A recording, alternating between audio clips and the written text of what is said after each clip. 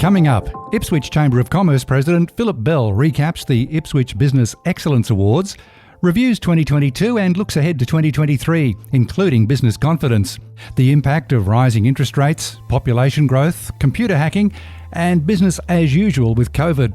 Also on the show, Greater Springfield Chamber of Commerce held its annual Marquee Business Awards at a gala dinner last month. It's Saturday, November 12, 2022, and I'm Alan Roebuck. Welcome to Ipswich Today, which acknowledges the traditional custodians of the land on which it is produced and pays respects to elders past, present and emerging. This podcast is supported by Kinetics, people-powered web hosting trusted by Australian businesses since 1999. Philip Bell, thank you for speaking with Ipswich Today. Oh, great to talk to you as always, Alan. On Saturday, November 5, the Chamber held its annual Ipswich Business Excellence Awards for the first time at a new venue. How did the Showgrounds Event Centre stack up? Oh, Showgrounds is an absolutely outstanding venue, Alan, not least it's proof, I guess, in our recipe. We've outgrown almost every venue within the region, which is, a superb achievement. But what the Showgrounds offers for us is just a terrific venue where we can dress it up, fit everyone in and have a great time.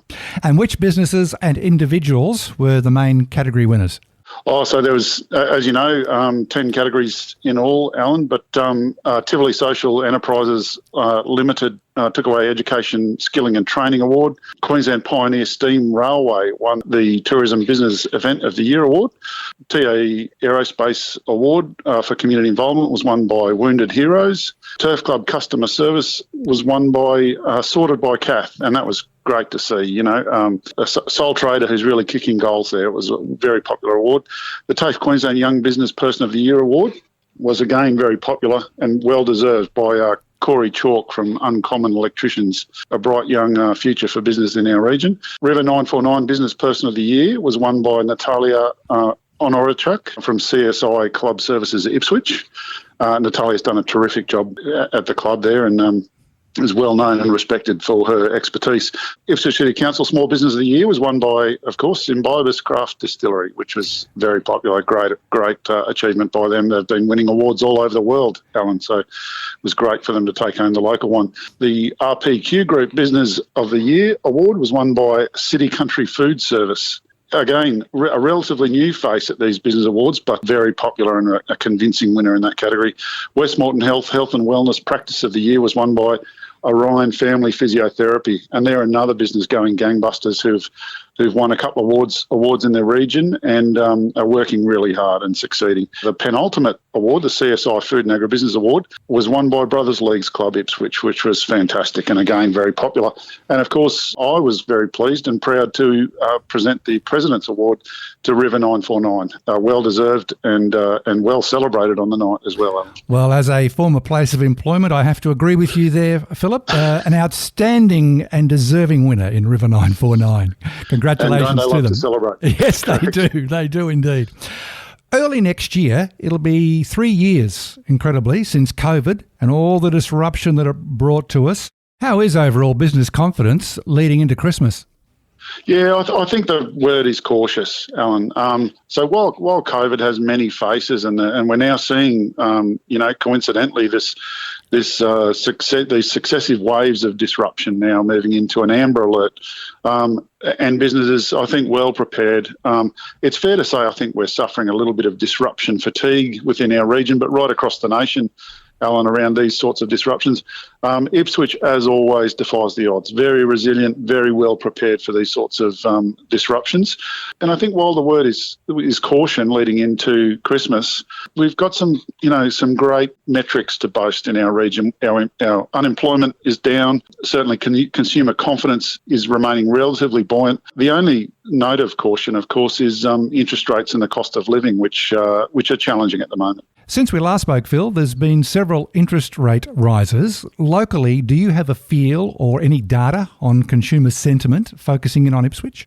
I think interest rate rises, Alan, obviously they're a key cost to households. When our mortgage rates rise, we do a little bit of necessary reflection and sometimes belt tightening. But I think it's when it's combined with some of those other cost of living increases, the costs of petrol and diesel and fuel, gas, electricity, our energy costs are rising, food and transport. So, yeah, look, I think, as I indicated, that's the greatest of our challenges leading into Christmas and leading into next year. And, we've all got a role to play in terms of shopping around, being a bit circumspect with our spending, a little bit cautious and understanding that those costs probably haven't finished rising. Still looking back on 2022, the population in Ipswich shows no sign of slowing up anytime soon. In fact, Ipswich City Council has released information. They approved 1,033 housing lots in the last quarter. Council claims to be doing its bit to ease the housing crisis, up a massive 1,000% during that September quarter. Now, that's probably more coincidence than good planning, but still a very strong increase regardless. Do you think interest rate hikes will slow this growth? I don't think they will in this region, Alan. I think, as I've heard our esteemed Mayor say before, the rising tide floats all boats, and we are sitting in a region which at the moment have one of the greatest assets that I think is the envy of a lot of regions in our circumstances, and that's space. I would agree, Council's done a great deal of work in terms of opening up some of that space for construction and development, but I'd also suggest that there's more to do. So the more of that property that comes online, the better for our region. And we are seeing business and families and jobs decisions made based almost entirely around return on investment. And this is a region that is absolutely returning by comparison to many other areas, not only in Queensland but across the country. So on a pure return on investment basis, you can see those lots opening up, you can see construction ramping up and continuing to motor through 2023, Alan. Turning our attention to the share market, there's been rejoicing on Wall Street to end the week with a lower than expected US inflation number. It's only down a little bit of what they expected, just under 8%, I think it is. It seems to go up and down, and the sentiment seems to have wild swings, particularly on Wall Street. What should we really be looking at in terms of what's happening in Australia? I think it's fair to say that some of those celebrations in the United States might be premature, and you're quite right, Alan, that is a very variable interest rate environment that they live in the United States. Thankfully, while ours is not what you might consider to be constrained and no cause for celebration yet, our costs continue to creep up and inflation will continue to rise. This is not the end of the pain around our costs that we're likely to suffer. And I think that the next tool in the toolbox for most of our financial regulators is going to be about reminding people about that and just to be cautious and watch and understand that unfortunately the pain's not finished yet. And I guess where possible, give yourself a good buffer for those rises. Absolutely, and I think that's where we benefit as well, Alan. We do live in a relatively constrained investment market, relatively conservative by international standards.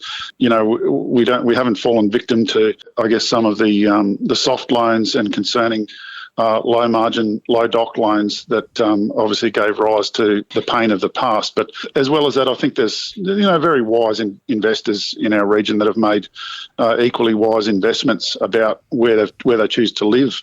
As I said, the region's got a lot going for it, and the return on investment is there if investors and owners can hang in there. The other big story in the news that just won't go away is the data hack story with Medibank and Optus. What are you hearing from small to medium businesses about being targeted, and what additional measures should small businesses take? Yeah, look, this is really, really coming at a massive cost, and I think what we're also seeing is some of the costs of the caution and extra layers of security starting to flow through to, our product and service prices. So, I did hear reports that the scams and hacks had reached epidemic proportions, and I don't think that's unreasonable. I know even the most cautious people can be stung by some of the more frequent scams and data hacks that are going on at the moment. And equally, sometimes all you need to do is be a customer of a business that doesn't have the necessary levels of security. So my view on this, Alan, is that it's time for regulators to act and get serious. So government has a role to play, in my mind, when markets fail. fail. And my suggestion is we are failing. Our cross-jurisdictional powers are limited, and the tools in the toolbox aren't there, I think, to send a necessary deterrent and punishment to those offenders in this space. And I think it's time for governments of every level to act. Would it be fair to say, Phil, that small to medium business owners should now be paying attention to this and looking at their own data systems and computer systems? Well, absolutely they should, not only for the benefit of themselves but of their customers. So we should be acutely aware, Alan, that if we as a business suffer a breach, our customers will absolutely, for good reason, lose confidence in our systems and our security. So where one very minor breach can compromise, the sustainability of your entire business. So it's very much time for caution. Very much time to look into your data, how much of it you need to keep and whether you can keep it securely, and time, if necessary, to apologise for extra checks and extra layers of security just to keep your customers safe. Let's wrap it up by looking ahead to 2023. You've given a very good appraisal on what you think's happening in the housing market in the Ipswich region. Are there any dark clouds at all on the horizon? Well, again, Alan, and I hate saying this because it's not a good answer to your question, but what we should be concerned about, I think, is what we don't know. So I think we're well aware of some of the shocks and impacts that might come our way in 2023 around, what the next wave of COVID might look like, how extreme it might be. Again, you've raised great issues of concern around our data hacks and scams, but my greatest concern is what's over the horizon that we don't know about. So I think it's good for the festive season for business people to, if they can, pause and take stock of how they can insulate their business against the unknown shocks that might be coming our way. But at the same time, it's a great time to plan for success, whether that's growth, whether that's more time out of the business, spending with your family. I just think it's a great time across this festive period to prepare, and that's what I'd be encouraging. Well, on that festive note, Philip Bell, thanks once again for speaking with Ipswich Today. Always a pleasure, Alan. Thanks for the call.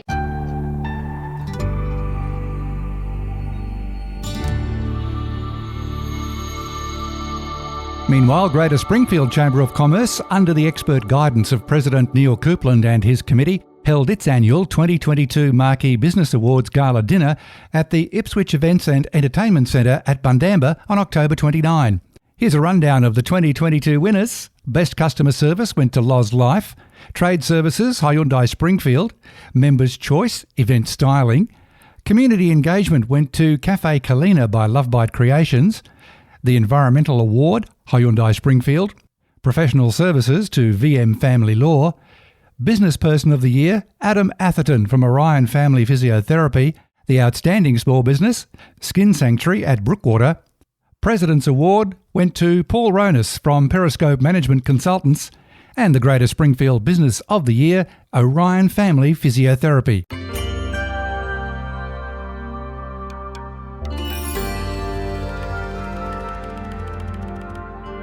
From November 11, Queensland's traffic light system for COVID moved to amber. Masks are recommended in healthcare settings, indoors, if you can't socially distance, and on public transport, if you're older or medically at risk, if you are around people who are vulnerable to COVID-19. And remember to stay at home if you're sick, maintain good hygiene, and keep up to date with your vaccinations. And a reminder to look for handy links in the show notes. Ipswich Today is supported by Kinetics, people-powered web hosting trusted by Australian businesses since 1999. This podcast is also listener-supported. Please make a once-only gift or regular donation to help keep it online. Just go to ipswichtoday.com.au and click the donate button on the homepage to make a payment through PayPal. Follow and stream this podcast from your favourite app, including iHeartRadio and Amazon Music, or play Ipswich Today on smart speakers. Music is supplied by Purple Planet Music. This is Alan Roebuck. Thank you for listening.